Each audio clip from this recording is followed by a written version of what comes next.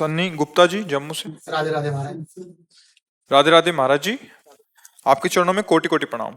महाराज जी, मैं पिछले कुछ महीनों से निरंतर आपकी वीडियो देख रहा हूँ, जिससे मैंने अपने जीवन में काफी सुधार भी किया है और श्री जी कृपा से मुझे दूसरी बार वृंदावन आने का अवसर प्राप्त हुआ है। महाराज जी, दूसरों में भगवान का रूप देखकर किसी पर भी गुस्सा ना करने की कोशिश नाकाम सी हो रही है। किसकी? महाराज जी, जब बिना हाँ किसी अभी कारण सामने देखो, वाला- हाँ देखो अभी क्या है, ये बहुत ऊंची स्थिति है, ये कोई छोटी स्थिति नहीं है। अभी जैसे हम कक्षा 1-2 में पढ़ रहे हैं, हमें पीएचडी वाली बात सुनने को मिल गई, तो हमको दिमाग में रखना कि हमें पहुंचना यहाँ है, पर आज हम उसे नहीं धारण कर पाएंगे क्योंकि स्थिति नहीं है ना। देखो, भगवान सब में हैं, पर पर्दा लगा हुआ माया का है, सतोगुण रजोगुण तमोगुण, और हम जो देख पा रहे हैं उसी पर्दे को देख पा रहे हैं। और पर्दे में 3 प्रकार की क्रीड़ाएं हो रही, एक सात्विक अच्छी, एक राजसिक थोड़ा अच्छी थोड़ी गंदी, और एक तामसिक घोर हिंसात्मक पापात्मक। अब हम कैसे भगवान देख पाए? जो ऐसा निंदनीय कर्म करता है, जो ऐसा नीच बोल रहा है, जो ऐसा नीच खा रहा है, ये तमोगुण दिखाई दे रहा ना, तो उससे हम पर्दा लगा है, अब हम भगवान नहीं दिखाई दे रहे।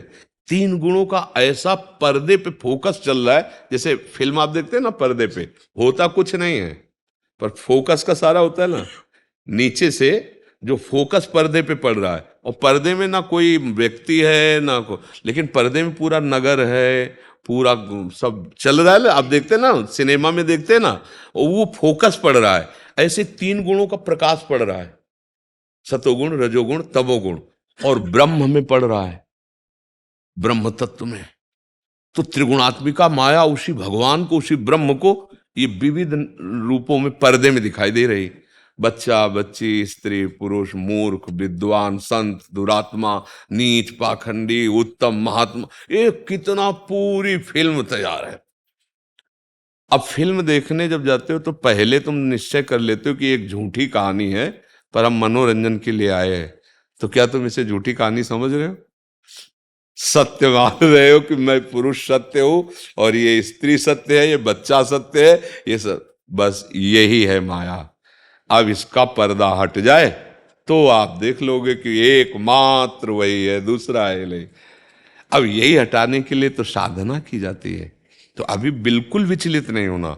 इतना अगर चलने लगा ना कि यार हैं तो भगवान सब में, पर हम नहीं मान सकते कि यार इसमें भगवान है, इतना गंदा काम करता है, ये बहुत अच्छी बात आ गई है। मतलब आप साधना की चढ़ाई पे चढ़ रहे हैं, अभी फाइनल पे तो नहीं है, पर आप बहुत अच्छी, कम से कम भगवत भावना तो आने लगी है। अब हम नहीं मान पा रहे हैं, ये हमारी कमजोरी है। धीरे धीरे धीरे जिस वचन सुनने से, जिस संत संग से हमने मानना शुरू किया, वही संत संग हमें वहां भी पहुंचा देगा, विश्वास करना चाहिए। जिस नाम जप से हमारे अंदर इतनी बात आने लगी, जिस भगवत मार्ग में चलने से इतनी बात आने लगी, तो वो पूरा भी पहुंचा देगा, क्योंकि वो बहुत सामर्थ्यशाली है। तो आप इसमें विचलित मत होइएगा और व्यवहार में कमी नहीं होने दीजिएगा। व्यवहार में कमी कि जैसे मानो आपका पुत्र है, अब वो गलत कर रहा है, तो उसमें ये नहीं कहना कि हे भगवान तुम ऐसा इसमें ये देखना है, हम जो इसमें भी भाव देखना है कि जैसे हमने पुत्र शब्द कहा तो हमारा अधिकार है डांटना, शिष्य शब्द कहा तो अधिकार। अब जैसे हमारा कोई विपक्षी है और वो हमसे ऐसा कुछ वैर भाव कर रहा है, तो हमें भगवत भाव रखना है और अपने बचाव पक्ष को देखना है। और जब देखना है कि हमारे बचाव पक्ष में अब हम नहीं बच पाएंगे, तो कानून है, स्वयं अपने हाथ से कोई निर्णय ना कीजिए, कानून है, कानून व्यवस्था की गई, आप रिपोर्ट कीजिए, आप उसको न्याय के द्वारा, न्याय, क्योंकि अगर कानून को अपने हाथ में ले लेंगे तो आप फिर स्वयं फंस जाएंगे और बंध जाएंगे। और अगर आप सही ढंग से चल रहे हैं, आपको कोई फंसाने की लाख चेष्टा करेगा तो नहीं फंसा पाएगा। अगर आपका पूर्व का कोई ऐसा पाप है जो अभी तक दंड नहीं मिला, वो फंसा देगा। फिर दोनों बातें समझना, आप इस समय निर्दोष हैं पर आप फंसते चले जा रहे हैं, तो ये वो पाप है जिसे कोई जान नहीं पाया और आपसे हुआ, वो सुरक्षित रखा रहा, वो बाप को दंड दे रहा है। इसलिए फिर चुपचाप सह जाए और भगवान से प्रार्थना करे कि हमें बचा आप ही सकते हो, और आप जानते हो ये मेरी गलती का ही फल है, मैं समझ रहा हूं। और अगर गलत आप नहीं हो, ना पूर्व में ना अब में, तो लाख कोई कोशिश कर ले, आपको फंसा नहीं पाएगा, पक्का। समझ रहे जी। ऐसा कभी कानून को अपने हाथ में न ले, ये पक्की बात समझो।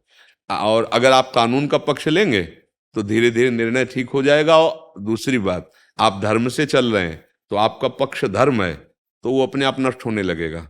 क्योंकि वो अधर्म के पक्ष में है ना, उसके पुण्य नष्ट हो रहे हैं, फटाफट नष्ट हो रहे हैं। और आपके सामने विपत्ति आती चली जा रही, तो आपके पाप नष्ट हो रहे हैं, पुण्य बढ़ रहे हैं, और उसके पुण्य नष्ट हो रहे हैं। अब ये समझ नहीं पाते ना हम लोग, तब फिर गुस्सा आ जाते हैं कि अब होगा जो सो होगा, हम देख लेते। देखो मत, चुप हो जा, उसका नाश शुरू है, समझो, उसका नाश शुरू है। तुम्हें जो जलन हो रही, तुम्हें जो परेशानी हो रही, तुम्हारे पाप नष्ट हो रहे हैं, तुम्हारा पुण्य बढ़ रहा है। वो जो मौज मस्ती दिखाई दे रहा है, हमको अपमानित कर रहा है, हमारे साथ बुरा कर रहा है, उसके पुण्य नष्ट हो रहे हैं, पाप बढ़ रहे हैं, अपने आप वो नष्ट हो रहा है। उसकी चिंता मत करो, वो अपने आप लाइन में लग जाएगा। आप अपने को बचा लो। समझ पा रहे ना? महाराज जी आपके सत्संग ने तो आज पूरी चिंता दूर कर दी महाराज जी। हाँ, हम तो चाहते इसी तरह कि हाँ, चाह मिटे चिंता मिटे मनुआ बेपरवाह। अभी तो ये है, मालिक से आंख मिल जाए ना, ये निहाल हो जाओगे। इतना सुंदर है, इतना समर्थ है, और इतना प्यार करने वाला है कि अगर करोड़ों हृदय होते तो फाड़ के उसके सामने रख दे। इतना प्यार करने वाला है। अब आप लोगों को लगता है कोई होगा, भगवान किसी की बात कर रहे हैं, भजन करो फिर समझ में आ जाएगा।